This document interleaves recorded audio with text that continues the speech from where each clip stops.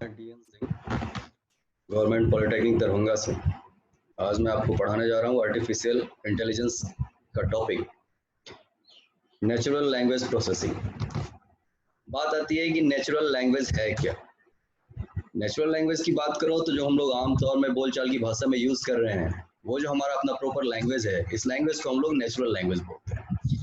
और अगर मशीन हमारे इस लैंग्वेज को एक्सेप्ट कर और हमें रिस्पॉन्स करता है, तो ये चीज़ें हमारी कहलाती है नेचुरल लैंग्वेज प्रोसेसिंग। जैसा कि आपने कई बार देखा होगा, आप बोलते हो okay Google give me some data, और गूगल जो है आपको कुछ डेटा प्रोवाइड करता है। जैसे आप कभी बोलते हो गूगल पे कि गूगल आज का मौसम कैसा रहेगा, और गूगल आपको इसके रिगार्डिंग इंफॉर्मेशन दे रहा है। तो जो आपका मोबाइल है, मोबाइल क्या है? मोबाइल एक हार्डवेयर है, एक डिवाइस है, और उसके अंदर में जो गूगल है वो आपकी भाषा को समझ रहा है और उसके रिगार्डिंग आपको रिस्पॉन्स दे रहा है। तो वहां पे कौन सी चीजें हो रही है? वहां नेचुरल लैंग्वेज प्रोसेसिंग हो रही है।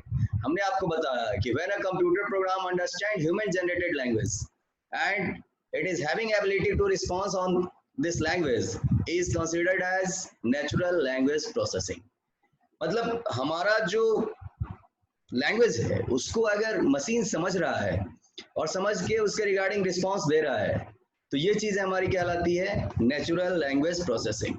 और नेचुरल लैंग्वेज प्रोसेसिंग में अगर आप देखो तो जैसे कोई ह्यूमन है और ये इंफॉर्मेशन ले रहा है किसी सिस्टम से कि भाई बताओ मुझे मौसम की जानकारी बताओ, और मशीन जो है उसको मौसम की जानकारी दे रहा है, तो ये चीज़ें हमारी क्या कहला रही है? ये हमारी चीज़ें कहला रही है नेचुरल लैंग्वेज प्रोसेसिंग। अब बात आती है कि नेचुरल लैंग्वेज प्रोसेसिंग क्यों?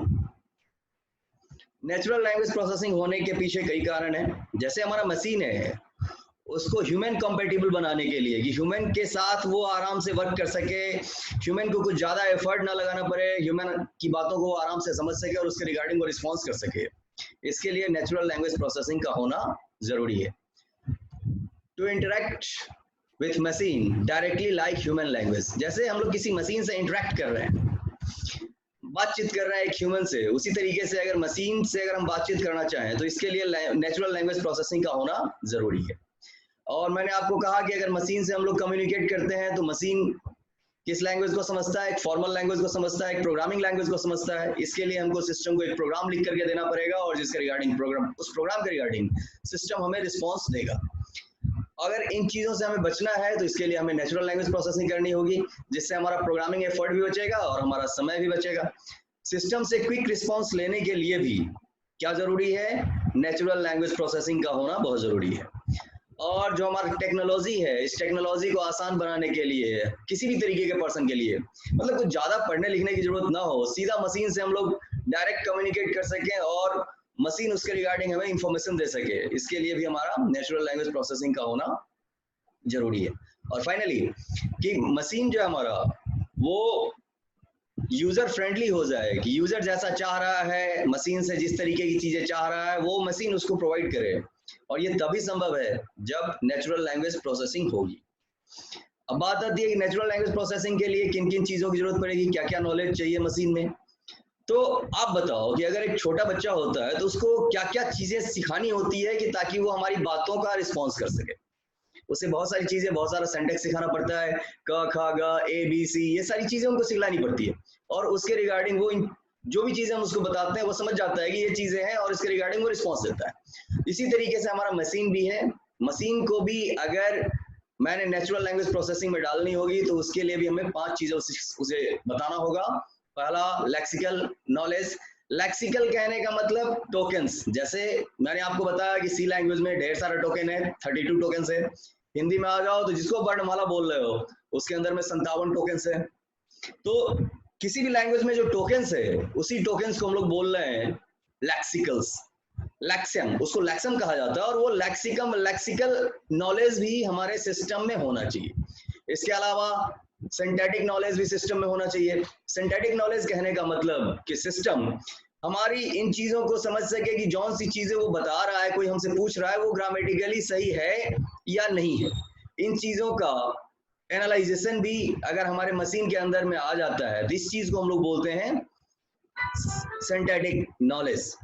और सिमेंटिक नॉलेज भी सिस्टम के अंदर में होना चाहिए। सिमेंटिक नॉलेज कहने का मतलब कि जौन सी चीजें ग्रामेटिकली बन के आ रही है उसका कुछ मीनिंग है या नहीं है। अगर मीनिंग है तब तो उसके रिगार्डिंग सिस्टम रिस्पॉन्स करेगा, और मीनिंग अगर नहीं है तो सिस्टम उसके रिगार्डिंग कोई रिस्पॉन्स नहीं करेगा। और ये चीजें पता चलेंगी सिमेंटिक नॉलेज के द्वारा कि सिस्टम के अंदर में जौन सा डेटा हमारा सिंटैक्टिकली सही है क्या वो सिमेंटिकली भी सही है। और नेक्स्ट है डिस्कोर्स नॉलेज। डिस्कोर्स नॉलेज कहने का मतलब कि पीछे क्या हुआ था और इसके रिगार्डिंग हमने क्या रिस्पॉन्स करा था। इन चीजों को जैसे ह्यूमन पीछे की चीजों को देता है, समझता है और फिर आगे की चीजों के बारे में बताता है। जैसे मैं आपको बोल रहा हूं कि उसने खा लिया, तो उसने खा लिया तो ह्यूमन तो समझ रहा है कि भाई किसके बारे में बात हो रही है। मतलब पीछे पूछा गया होगा कि भाई राहुल कहाँ है, क्या उसने खा लिया, और जवाब मिल रहा उसने खा लिया, तो ह्यूमन तो समझ रहा है कि उसने खा लिया, किसके बारे में बात हो रही है। लेकिन अगर एक मशीन की बात करें तो मशीन कभी राहुल को नहीं समझ रहा है। उसके लिए वो क्या करेगा, राहुल को समझने के लिए डिस्कोर्स एनालिसिस मतलब बैक में जाएगा कि आखिर पीछे क्या बात हुई थी, उन चीजों को समझेगा और फिर उसके रिगार्डिंग रिस्पॉन्स को देगा। नेक्स्ट है प्रैग्मेटिक एनालिसिस। प्रैग्मेटिक नॉलेज कहने का मतलब कि सिस्टम जो हमारा रिस्पॉन्स दे रहा है वो रिस्पॉन्स किस तरीके का है। मतलब वो एक सिचुएशन के आधार पे चीजों का एनालाइजेशन करता है और उसके रिगार्डिंग नॉलेज को आगे बढ़ाता है, उसके रिगार्डिंग वो नॉलेज को गैदर करता है। जैसे अगर मान लो कि कोई प्यून अगर बोल रहा है किसी कॉलेज में बच्चों को कि बाहर चले जाइए, तो इसका मतलब क्या है कि वो उससे रिक्वेस्ट कर रहा है। और यही चीज है अगर कोई प्रिंसिपल कह रहा है बाहर जाइए, तो इसका मतलब वो ऑर्डर दे रहा है। तो वो ऑर्डर है या रिक्वेस्ट है, ये किस चीज से पता करता है सिस्टम, प्रैग्मेटिक एनालिसिस के थ्रू। अब मैं आपको बता रहा हूं कि ये जो एनएलपी है, एनएलपी किस तरीके से होता है। एनएलपी करने के लिए सबसे पहले सिस्टम को हम लोग किसी भी नेचुरल लैंग्वेज जैसे हिंदी, इंग्लिश, संस्कृत, उर्दू, फारसी, जापानीज, फ्रेंच, जो भी लैंग्वेज हमारे पास में जो ह्यूमन अंडरस्टैंडेबल है, उस सारे लैंग्वेज में हम उसको कुछ कमांड देते हैं और वो कमांड को एक्सेप्ट करता है कहाँ, अपने इंटरफेस पे। और इंटरफेस पे एक्सेप्ट करने के बाद उसका एनालाइजेशन करता है डिफरेंट कंप्यूटर प्रोग्राम्स के द्वारा कि आखिर क्या बातें हो रही है, किन चीजों के बारे में पूछा जा रहा है। और ये चीजें हमारी कहलाती है नेचुरल लैंग्वेज प्रोसेसिंग। तो मैंने आपको बताया कि नेचुरल लैंग्वेज प्रोसेसिंग में मशीन करता क्या है। नेचुरल लैंग्वेज प्रोसेसिंग में मशीन कोई भी यूजर के द्वारा दिए गए स्पीच को सेंस करता है, उसके रिगार्डिंग वो उसको अपने इंटरफेस पर रिसीव करता है, रिसीव करने के बाद उसका एनालाइजेशन करता है और एनालाइजेशन करने के बाद कुछ ना कुछ आउटपुट को यूजर के सामने में रखता है जो कि उससे रिलेटेड है। अब बात आती है कि जो मेरा एनएलपी है, एनएलपी का कुछ कंपोनेंट है। एनएलपी नेचुरल लैंग्वेज प्रोसेसिंग का आमतौर से दो कंपोनेंट होता है। पहला नेचुरल लैंग्वेज अंडरस्टैंडिंग जिसको हम लोग बोल रहे हैं एनएलयू, और दूसरा है नेचुरल लैंग्वेज जनरेशन। तो जो मेरा नेचुरल लैंग्वेज अंडरस्टैंडिंग है, इसमें मशीन यूजर के द्वारा दिए गए स्पीच को सेंस करता है और अंडरस्टैंड करता है कि आखिर हमसे क्या पूछा जा रहा है। और इस दौरान में कई तरीके की एम्बिग्यूटी भी आती है। एम्बिग्यूटी कहने का मतलब कि एक ही तरीके का कई मतलब होता है। जैसे मैंने आपको बता रहा हूं कि मैंने आपको कहा कि भाई ऑरेंज, तो ऑरेंज का मतलब तो बोला ऑरेंज ले आओ, तो ऑरेंज का मतलब तो हम लोग संतरा भी समझ रहे हैं और ऑरेंज का मतलब कलर भी होता है नारंगी रंग। तो सिस्टम इस समय कंफ्यूज हो जाएगा कि आखिर क्या बातें कर रहा है, वो ऑरेंज के बारे में, कलर के बारे में बात कर रहा है या फिर संतरे के बारे में बात कर रहा है। जैसे मैंने कहा वॉच, वॉच का मतलब घड़ी भी होता है और वॉच का मतलब निगरानी करना भी होता है। तो अब हमें क्या करना है, अगर ये चीज अगर हम मशीन को बता दें तो मशीन कॉन्ट्रडिक्शन में आ जाएगा और इसी को हम लोग बोल रहे हैं एम्बिग्यूटी। तो जब मशीन नेचुरल लैंग्वेज अंडरस्टैंडिंग करता है, मतलब कंप्यूटर यूजर के द्वारा दिए गए स्पीच को समझता है और समझने के बाद उसको डिफरेंट तरीके से एनालाइज करता है और एनालाइज करने के बाद उसमें एम्बिग्यूटी चीजों को सेंस करता है। और ये एम्बिग्यूटी, उसमें तीन तरीके की एम्बिग्यूटी होती है। पहला लेक्सिकल एम्बिग्यूटी। लेक्सिकल एम्बिग्यूटी में क्या होगा, लेक्सिकल एम्बिग्यूटी कहने का मतलब कि एक वर्ड जो कि डिफरेंट मीनिंग को रखता है उसको सेंस करता है। जैसे मैंने कहा अभी कुछ देर पहले मैंने आपको बताया ऑरेंज, तो ऑरेंज का क्या मीनिंग है इस प्रॉपर प्लेस पे, उन चीजों को समझना लेक्सिकल अंडरस्टैंडिंग के अंदर में आता है, या ये एम्बिग्यूटी को समझता है कि आखिर क्या एम्बिग्यूटी है। सिंथेटिक एम्बिग्यूटी के दौरान में मशीन जो हमारा सेंटेंस है उस सेंटेंस को समझने की कोशिश करता है कि ग्रामेटिकली यहाँ पे इसकी मीनिंग क्या होनी चाहिए। जैसे मैंने लिखा है I have an orange T shirt, तो यहाँ पे ऑरेंज का मतलब तो संतरा हो नहीं सकता, यहाँ पे ऑरेंज का मतलब कलर ही है। तो सिंथेटिक एम्बिग्यूटी में सिस्टम इस चीजों को भी समझने की कोशिश करता है कि ऑरेंज का यहाँ पे ये नाउन होगा या कलर होगा, किस रूप में मैंने इसको लेना है, वो चीजें। I have a watch, I have a watch कहने का क्या मतलब कि मैं घड़ी की बात कर रहा हूँ या फिर किसी वर्ब की बात कर रहा हूँ। तो इन चीजों को समझना या इन चीजों में विभेद निकालना सिंथेटिकल एम्बिग्यूटी कहलाती है।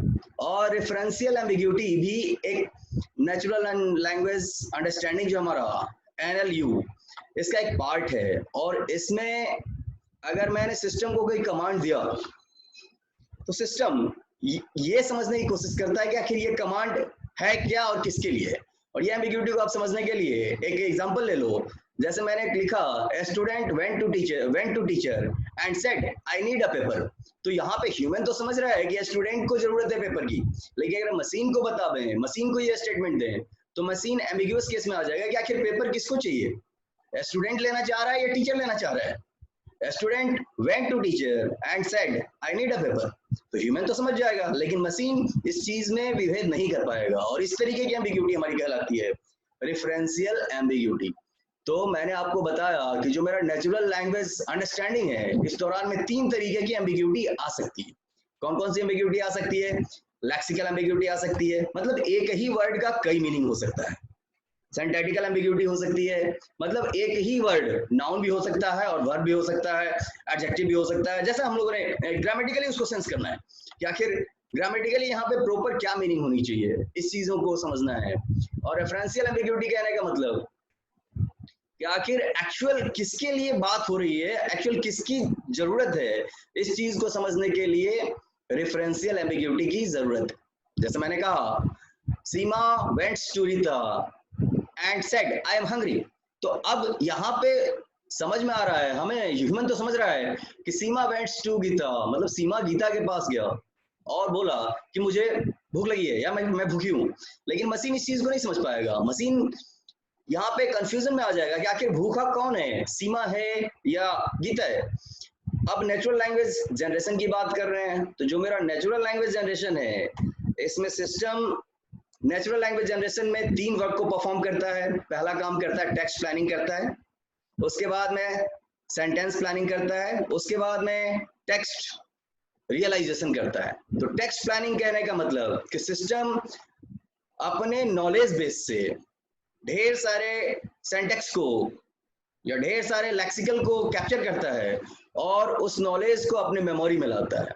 सेंटेंस प्लानिंग के दौरान में वो गैदर किए गए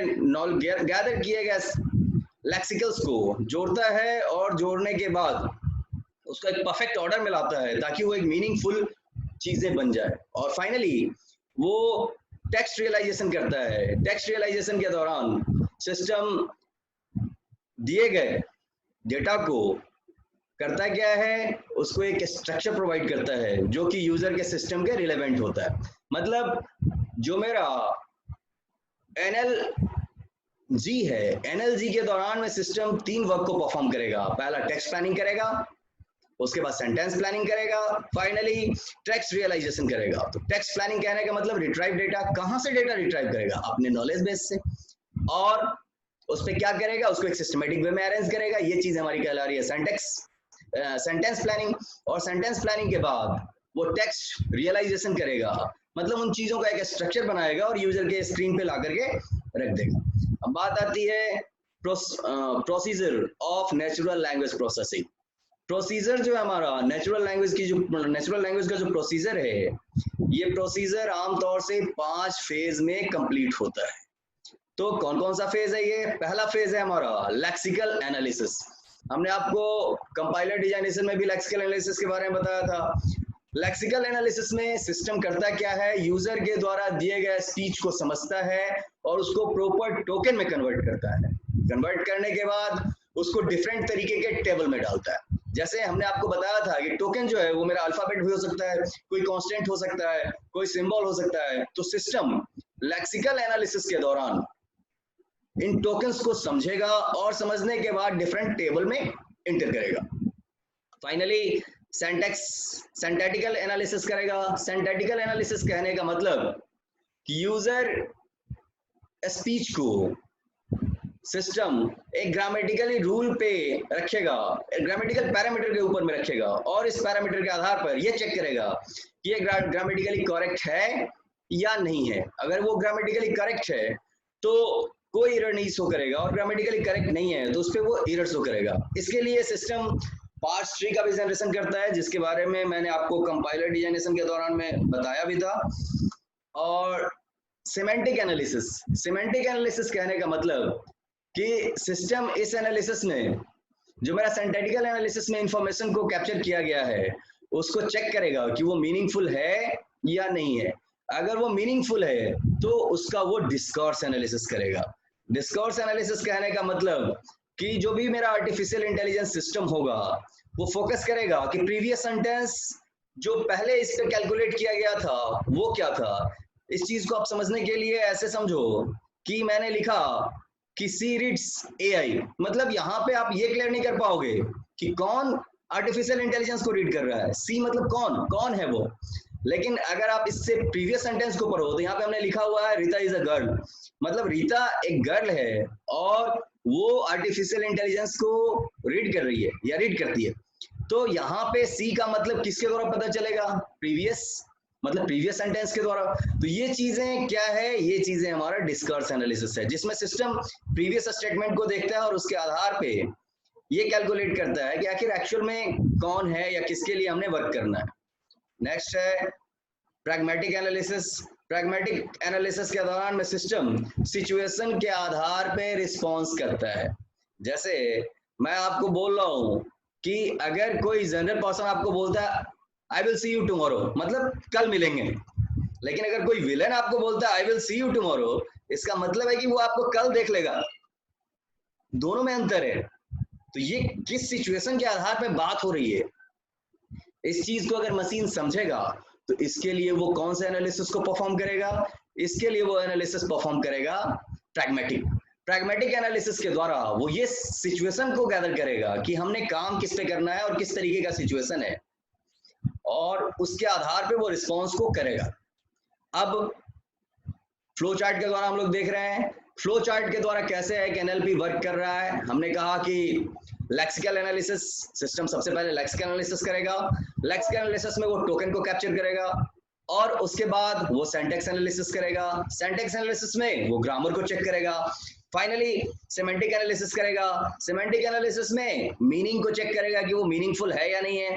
अगर मीनिंगफुल है तो उसका वो डिस्कोर्स एनालिसिस करेगा, मतलब हमने किसके बारे में काम करना है, इन चीजों के बारे में इंफॉर्मेशन कैप्चर करेगा। और लास्टली प्रैग्मेटिक एनालिसिस करेगा, मतलब सिचुएशन को चेक करेगा और उस सिचुएशन के आधार पे एक आउटपुट को जनरेट करेगा। ये चीजें थी हमारी प्रैग्मेटिक एनालिसिस। ये मैंने आपको आर्टिफिशियल इंटेलिजेंस का इंट्रोडक्शन के रूप में मैंने आपको बताया। अब कुछ चीजें और मैं आपके साथ शेयर कर रहा था, जस्ट अ मिनट।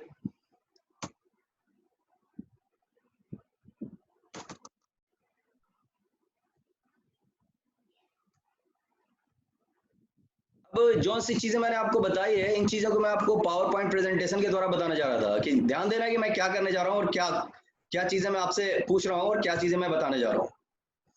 ध्यान देना, मैं आपको बताने जा रहा था आर्टिफिशियल इंटेलिजेंस, जो कि आपका एक इलेक्टिव पेपर है, यूनिट 4 है, और इसमें मैं आपको बताने जा रहा था नेचुरल लैंग्वेज प्रोसेसिंग। तो नेचुरल लैंग्वेज प्रोसेसिंग में सबसे पहले आप देखो कि मैं आपको बताऊंगा इसमें introduction, component, process and conclusion. तो इन चीजों को समझने के लिए सबसे पहले ये समझो कि नेचुरल लैंग्वेज क्या है और कंप्यूटर लैंग्वेज क्या है। नेचुरल लैंग्वेज कहने का मतलब कि जो हम बोल रहे हैं, जैसे हम बोल रहे हैं वैसे ही मशीन एक्सेप्ट करे और उसके रिगार्डिंग हमको रिस्पॉन्स करे। तो ये चीज हमारी कहला रही है नेचुरल लैंग्वेज प्रोसेसिंग। इसके बीच में किसी भी तरीके का कोई गैप नहीं है। और कंप्यूटर लैंग्वेज में जो सी चीजें हम लोग बोल रहे हैं, मशीन पहले उसको बाइनरी में कन्वर्ट करेगा और बाइनरी में कन्वर्ट करने के बाद हमको उस पर वो रिस्पॉन्स करेगा। तो पहले नेचुरल लैंग्वेज और कंप्यूटर लैंग्वेज, इस दोनों में कुछ अंतर होता है जो बराबर पूछा जाता है। नेचुरल लैंग्वेज में एम्बिग्यूटी बहुत ज्यादा होती है, मतलब एक ही चीज का कई मीनिंग हो सकता है। जैसे मैं आपको बोल रहा हूँ कि साफ करो, इस प्लेट को साफ कर दो, तो प्लेट को साफ करने का मतलब कह रहा था कि ये चीजें, और मैं बोल रहा हूँ कि बाल को साफ कर दो, मेरे सर का जो बाल है उसको साफ करो, तो सिस्टम इसमें कॉन्ट्रोडिक्शन में आ जाएगा कि साफ करने का मतलब क्या, धोना है या झाड़ू लगाना है या फिर बाल को सेव करना है, किस तरीके का है, इसमें सिस्टम कंफ्यूजन में आ जाएगा। तो एम्बिग्यूटी जो हमारा नेचुरल लैंग्वेज में वो काफी ज्यादा है, लेकिन कंप्यूटर लैंग्वेज में हमारा एम्बिग्यूटी नहीं है। फॉर्मल लैंग्वेज में जो है वो एम्बिग्यूटी बहुत ज्यादा नहीं है, लेकिन मेरा नेचुरल लैंग्वेज जो है उसमें एम्बिग्यूटी है। इसके अलावा आप ये देखो कि जो मेरा नेचुरल लैंग्वेज है ये ह्यूमन और मशीन के बीच डिस्कोर्स एनालिसिस को करता है, प्रैग्मेटिक एनालिसिस को करता है। कंप्यूटर लैंग्वेज के बीच इस तरीके की कोई भी एनालिसिस नहीं होती है। जो मेरा नेचुरल लैंग्वेज है इसको ह्यूमन डायरेक्टली इंटरेक्ट कर सकता है मशीन से, लेकिन कंप्यूटर लैंग्वेज के थ्रू यूजर को प्रोग्राम क्रिएट करना होगा और इसके द्वारा वो सिस्टम के साथ इंटरेक्ट कर सकता है। अब हम लोग बात कर रहे हैं कि नेचुरल लैंग्वेज प्रोसेसिंग का, तो नेचुरल लैंग्वेज प्रोसेसिंग हम लोग क्यों कर रहे हैं? नेचुरल लैंग्वेज प्रोसेसिंग कहने का मतलब मशीन और ह्यूमन के बीच में जो मैंने आपको बताया था कि जो यूजर फ्रेंडली है वो चीजें कन्वर्ट करने के लिए, उन चीजों को परफॉर्म करने के लिए हम लोग नेचुरल लैंग्वेज प्रोसेसिंग कर रहे हैं। नेचुरल लैंग्वेज प्रोसेसिंग क्या करता है? नेचुरल लैंग्वेज प्रोसेसिंग 3 सिद्धांत पे काम करता है: एनालाइज, अंडरस्टैंड और जनरेट ह्यूमन लैंग्वेज। मतलब वो एनालाइज करेगा कि हमसे पूछा क्या गया है, उसको अंडरस्टैंड करेगा और ह्यूमन के रिगार्डिंग लैंग्वेज को जनरेट करके उसको वो प्रोवाइड करेगा।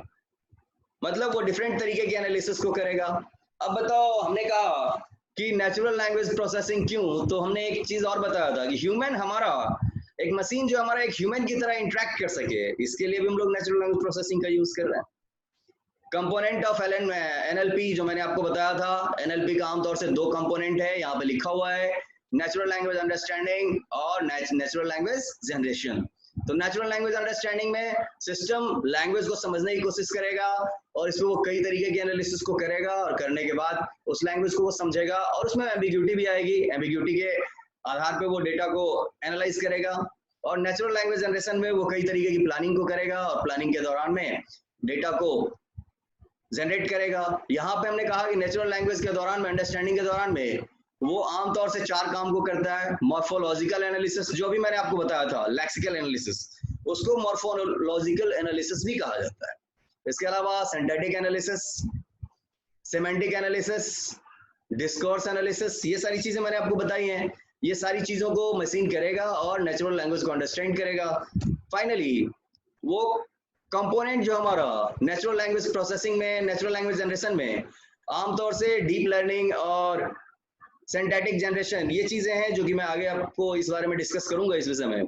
तो मैंने आपको बताया कि स्टेप्स क्या होता है नेचुरल लैंग्वेज का, नेचुरल लैंग्वेज प्रोसेसिंग का। तो देखो, मैंने आपको बताया कि लेक्सिकल एनालिसिस होगा, फिर सिंथेटिक एनालिसिस होगा, फिर सिमेंटिक एनालिसिस होगा, फिर डिस्कोर्स एनालिसिस होगा, फिर प्रैग्मेटिक एनालिसिस होगा और इसके द्वारा सिस्टम ह्यूमन के लैंग्वेज के रिगार्डिंग रिस्पॉन्स करेगा।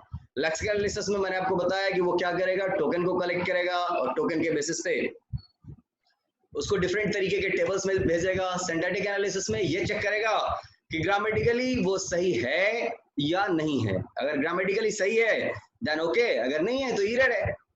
इसके अलावा सिमेंटिक एनालिसिस में सिस्टम क्या करेगा, ये चेक करेगा कि जो ग्रामेटिकली जो सेंटेंस सही है क्या उसका कुछ मीनिंग भी है या वो मीनिंगलेस है।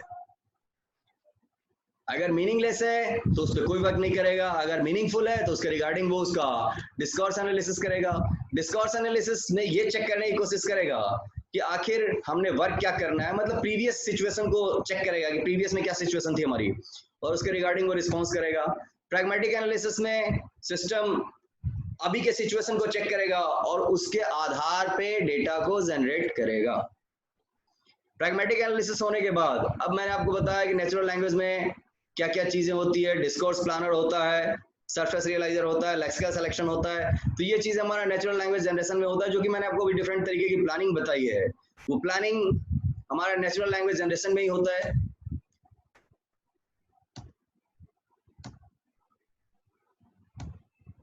अब नेचुरल लैंग्वेज का यूज कहाँ कहाँ हो रहा है बताओ। आप अगर कोशिश करो तो चेक करना कि नेचुरल लैंग्वेज प्रोसेसिंग का आजकल हम यूज कहाँ कहाँ कर रहे हैं। नेचुरल लैंग्वेज प्रोसेसिंग का यूज हम लोग रोबोटिक्स में भी कर रहे हैं। नेचुरल लैंग्वेज प्रोसेसिंग का यूज हम लोग मोबाइल में कर रहे हैं, सर्च इंजन वगैरह में नेचुरल लैंग्वेज प्रोसेसिंग का यूज कर रहे हैं। इसके अलावा जो हमारे इलिटरेट लोग हैं उनको पढ़ाने लिखाने के लिए भी हम लोग नेचुरल लैंग्वेज प्रोसेसिंग का यूज किया जा रहा है। तो नेचुरल लैंग्वेज प्रोसेसिंग का यूज हम लोग कई जगह कर रहे हैं। नेचुरल लैंग्वेज प्रोसेसिंग और कंप्यूटर लैंग्वेज के बीच में क्या अंतर है ये मैंने इस पे लिखा हुआ है, इस चीज को आप चाहो तो नोट कर सकते हो। अब देखो हमारा जो नेचुरल लैंग्वेज प्रोसेसिंग है इसमें हमने क्या क्या चीजें हमने करना है या क्या क्या इसके बीच में अंतर है, इसका क्या फीचर है, ये चीजें हमने इस स्लाइड में डिक्लेयर करा हुआ है। इन चीजों के ऊपर भी कॉन्सेंट्रेट होना है। फाइनली अगर इससे रिलेटेड कोई क्वेश्चन हो तो व्हाट्सएप पे मैंने आपका इसका नोट्स भेज दिया है पीडीएफ, अगर जरूरत हो तो इसके रिगार्डिंग आप मुझसे पूछ लो, ठीक है। Okay, thanks a lot, be safe, stay home.